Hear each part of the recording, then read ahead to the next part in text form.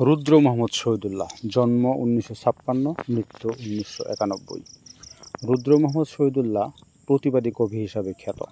মুক্তিযুদ্ধ, দেশাত্মবোধ, গণ আন্দোলন, ধর্মনিরপেক্ষতা, অসাম্প্রদায়িকতা প্রভৃতি তার কবিতায় বলিষ্ঠভাবে উপস্থাপিত হয়েছে। তিনি সামরিক স্বৈরাচার ও অগণতান্ত্রিকতা বিরোধী কবিদের সংগঠন জাতীয় কবিতা পরিষদের প্রতিষ্ঠাকালীন যুগ্ম সম্পাদক ছিলেন এবং সম্মিলিত সাংস্কৃতিক জোট প্রতিষ্ঠার অন্যতম উদ্যোক্তা।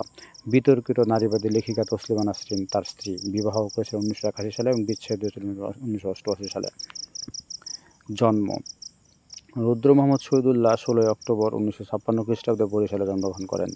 পৈতৃক বাড়ি বাগেরহাট জেলার মংলা উপজেলার মিঠেখালী গ্রামে। তার কাব্যগ্রন্থগুলো হচ্ছে উপদ্রুত উপকূল, ফিরে চাই, স্বর্ণগ্রাম, মানুষের মানচিত্র, ছোবল, গল্প, মৌলিক সুযোগ। অন্যান্য সাহিত্যকর্ম: কাব্যনাট্য বিষ বৃক্ষের বীজ 1992 সালে প্রকাশিত হয়। ছোট গল্প সোনালী শিশির।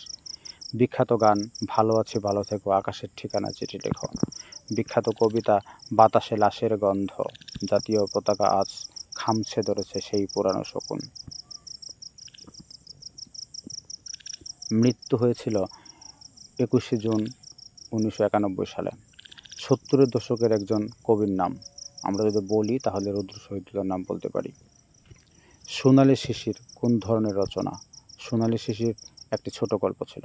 মানুষের মানচিত্র কবিতাটির রচয়িতাকে রুদ্র মোহাম্মদ শহীদুল্লাহ।